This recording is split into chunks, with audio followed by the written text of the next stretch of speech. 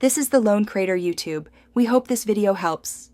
In this video, I will explain how to make syrup for baklava. First, gather your ingredients: granulated sugar, water, and a fresh lemon.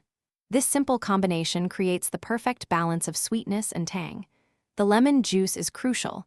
It prevents the sugar from crystallizing, ensuring a smooth, clear syrup. We'll aim for a medium thickness, allowing the baklava to absorb it beautifully without becoming overly saturated. Get ready to elevate your dessert. To begin, combine 2 cups of granulated sugar with 5 cups of water in a medium saucepan. Stir gently until the sugar dissolves. Bring this mixture to a rolling boil over medium-high heat. Once boiling, reduce the heat to medium-low and let it simmer for about 10 to 12 minutes. Avoid stirring too much during simmering to prevent crystallization. This gentle cooking allows the flavors to meld and the syrup to thicken slightly. After simmering, remove the saucepan from the heat. Now, stir in 1 tablespoon of fresh lemon juice. This brightens the flavor and helps maintain that beautiful, clear consistency.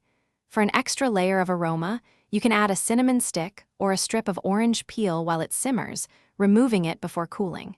It's vital to let the syrup cool completely to room temperature before you use it. This temperature difference is key for perfect absorption.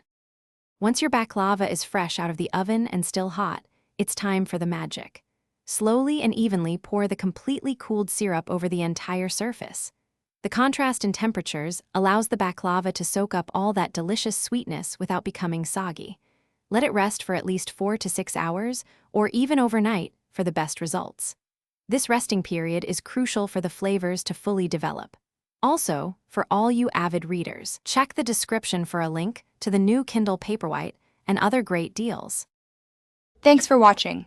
Consider subscribing if we helped you.